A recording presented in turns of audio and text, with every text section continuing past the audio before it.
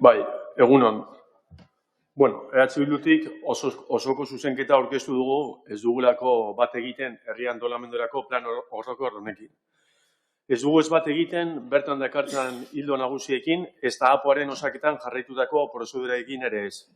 Hurrengo minutuetan saiatuko nahi zuzenketan esaten duguna eta gure jarrera ahalik eta hobekien azaltzen. Egia da, hasiera-hasieratik gauza bat argi geratu behar dela, gauza bat argi izan behar dugula. APO hau, naiz eta gobernuak aitzaki teknikoetan izkutatu nahi izan, erabaki politikoa da. Eredu zaharretan edo eredu zaharretan oinarritzen den erabaki politikoa.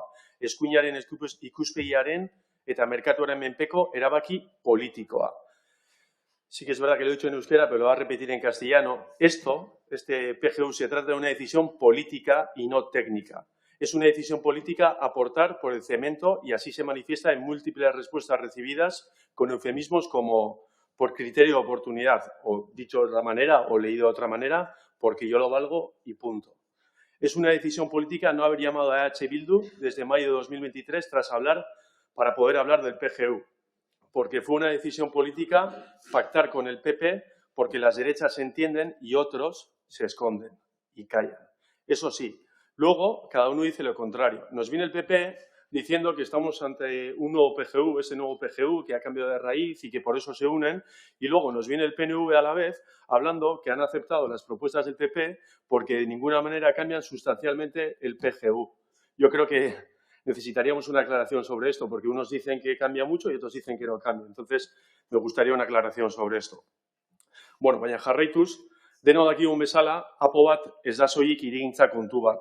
APO batek herria irudikatzen du herritarren arteko elkar bizitza, herritarren mugikortasun eredua, herritarren harremantzeko modua, elkarzaintza eredua, genero politika bat dakarkigu, eredu ekonomikoa, eta beste hainbat eta hainbat politikaren oinarri da APO.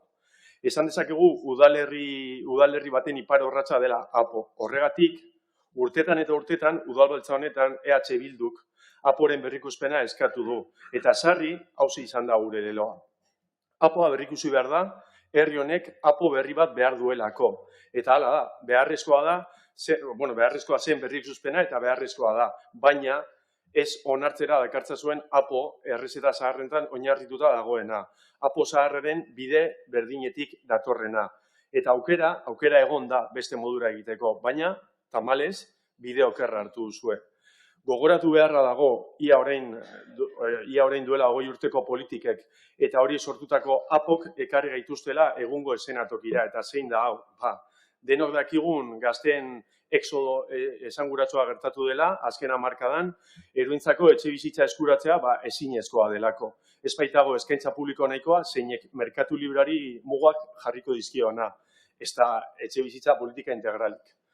Gero ere bai, gure herrian, naturgune eta defizit nabarmena dago, eta ez guk esaten, dot famatu horiek esaten dute, eta Bilbo Metropoliko plan partzialak ere bai esaten du. Eta hala edo horrela, Mimenaga kondenatu duzue, eta Azkorrigunea ez duzue behar den bezala babestu. Ez dago ere, naiz eta zuek esan, auzoen arteko mugikortasuna, ez da bat ere jasangarria. Izan ere, gero eta auzo gehiago daude, lo egitera bideratuak daudenak. Auzoko bizitzari gabekoak, merkataritza edota auzo bizitzara bideratuta ez daudenak, eta hirigunerekin mugikortasun loturarik ez daukatenak. Herri ondarearen galera, nabarmena izan da urte guzti hauetan. Azken hamarkadetan, 11 dira eraitsi diren etxe esanguratzoak. Asko dira, ez dakit, Iturribarriko baserriak, Arrigunako jaitsieran zegoen etxe bizitza, Maidagango etxea, Oiarretxe, orain dela gutxi, ez da gutxi pasatu, baina eraitsitako aurtegia, hor dago Tozu inguruan eraitsiko diren, eraiztear dauden baserriak asko eta asko dira. Eta horrela jarri genezake hainbat eta hainbat aipatzen. Izan ere, udal gobernunek argi irakusten du ondarea babesteko politika bakarrik jauregin babesan oinarritzen duela. Hala, muzin egin dio behin baino gehiagotan Eusko Jaurlaritzak ondarearen katalogoan etxe bizitza ugari sartzeko egindako proposamenari. Baina, gaur hemen gaudela, baditugu hainbat eta hainbat galdera erantzuteko, eta nik botako ditut, eta bakoitza pentsatu bezala zer erantzun behar dion. APO berriak Getxoko herritarren behar izanei erantzungo die. ingurumen krisiaren aurrean espazio natur eta bizien alde egingo du, gazteen exodoa gelditzeko neurriak ekarriko ditu, mugikortasun jasangarrien aldeko neurriak dakartza, gure kultura ondarea eta paisaia arkitektonikoa zaindiko aldu, nik uste dut erantzuna labur esan da eta letra larriz jarrita erantzuna da ez. Eta hori argi dago. Y es que, hablando de vivienda, hay que saber y hay que traer los datos. Entre 2000 y 2012, promovisteis con vuestras políticas, vuestras políticas expansivas, promovisteis la construcción de unas 1.200 viviendas libres y con el nuevo PGU prevéis, en PGU Orotara, prevéis unas 1.600 viviendas libres y de esas 1.600, más de 1.000, se dice pronto, más de 1.000 viviendas libres se harán en centros urbanos. Y es que sois capaces de seguir manteniendo la falacia de que con esto vais a solucionar el problema de vivienda que llevamos arrastrando años. Bueno, llevamos arrastrando años algunos y otros lleváis creando años. Y es que vuestro modelo de vivienda es construir más vivienda libre y encima en el centro. Nada nuevo, lo de siempre, servir al mercado inmobiliario y de las constructoras. Eta bai, ez dugu bukatuko, hemen esan den bezala, plan honek etxebizitza babestuak irekitzea jasotzen duenik. Jasotzen du. Baina paperean agertu egiten da. Baina beti bezala, eta 2001 urtean egiten zen bezala, legeak markatzen dituen minimoetan. Eta galdera bat egin behar diogu horri. Noiz eta non egingo dira babes ofizialeko bizitzak? Baldakigu hori. Noiz erantzun horri, nahiko zaila, azkenean, ez dakit, 10 urte barru, edo inoiz ez, auskalo, ez dakigu. Eta non, hori bai paperean ikusi daiteke eta paperean margoztu duzuen. Eredugunetatik oso urrun kokatuta. Orain arte sustatu duzuen ereduaren adierazgarria, hau da, lo egiteko etxe bizitzarena, modelo zaharkitu horrena. Eta apo berria funtsan aldatu ez dela esaten dugunean, zuek esango diguzue, aurreko apo beste legi batzuek bultzatuta egin zela. Eta, mesedez, ez goaz nahaztera, ez dugu herria nahaztu behar. Hau da, azaldu behar dugu, aurreko apoak legeak markatzen zituen margen goikaldenetan egikaritu edo idatzita zegoela. Eta gaur egungo apoak berdina egiten du. Orduan, gobernuak egiten duena da, erabakitzen du zer egin. Eta 2001 urtean, goikaldeko maksimoetan jarri zen, eta gaur egun berdina egiten du. Hau da, aipatu bezala lehen, dotek esartzen dituen etxe bizitza maksimoetan. Ez dago besterik. Eta berriz ere esaten duguna. Etxe bizitza, errezeta zaharrak. Eta horiek etxe bizitzaren arazoa konponduko balituzte bezala.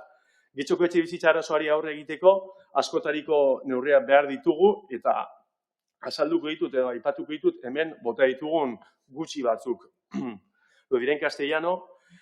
Hemos traído aquí a este pleno, hemos propuesto para el problema de vivienda un índice público de referencia para el alquiler. Hemos propuesto servicio municipal de intermediación para el alquiler, plan de movilización de vivienda vacía, viviendas colaborativas para jóvenes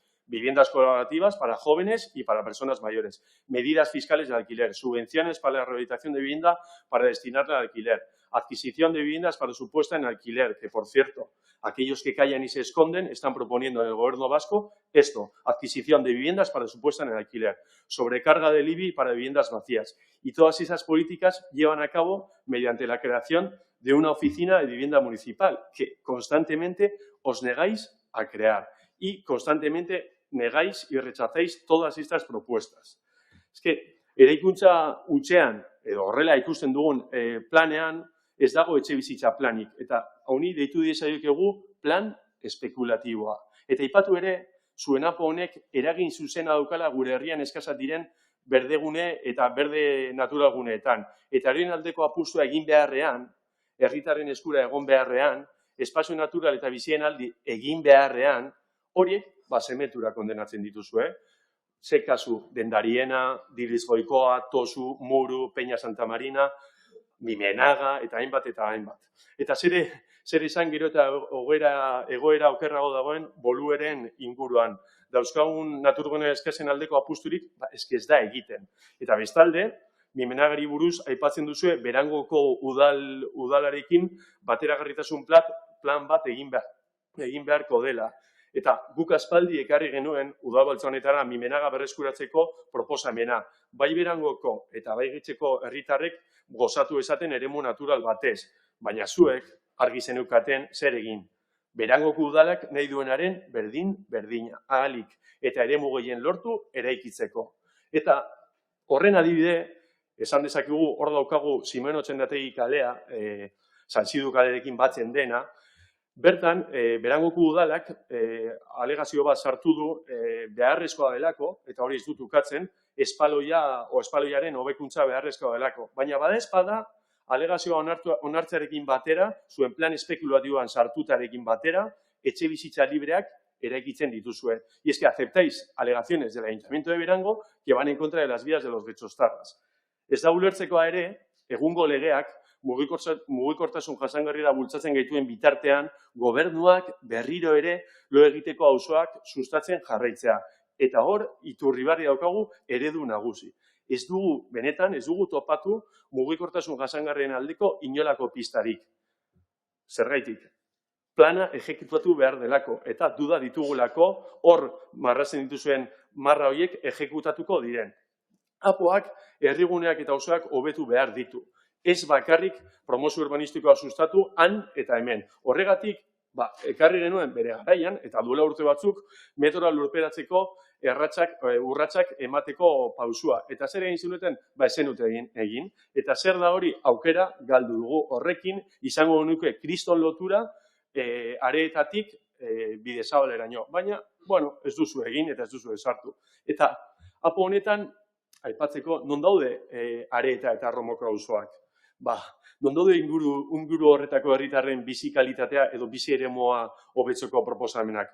Jakin badakigu, apoa begiratuta, bertan ez dagoelako eraikitzeko lursail librerik, ez dago aukera horrek. Eta hori ikusita zein den zuen eraikuntza, zuen apoaren asmoa, hau da, eraikuntza soilean oinarritzen duzuela, ez dago ezer egiterik.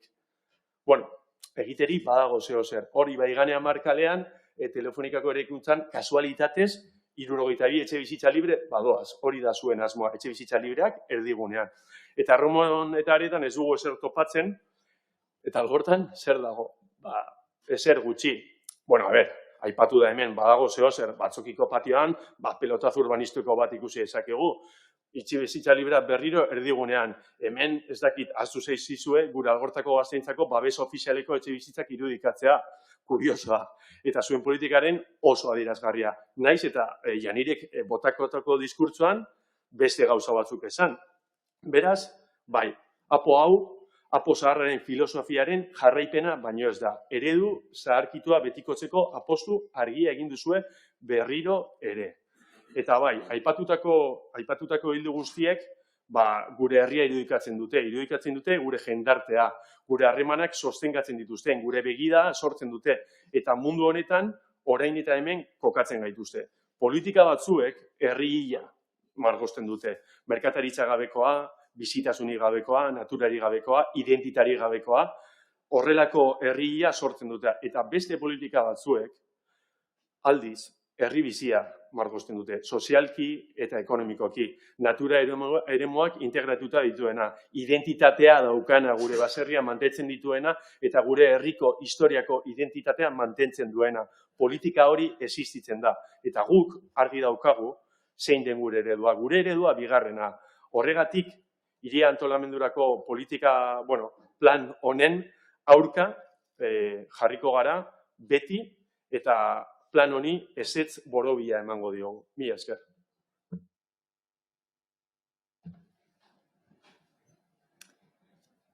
Eskerrik asko. González jauna. Gracias, señora alcaldesa. Buenos días a todas y todos. De nuevo, disculpar la ausencia de la portavoz de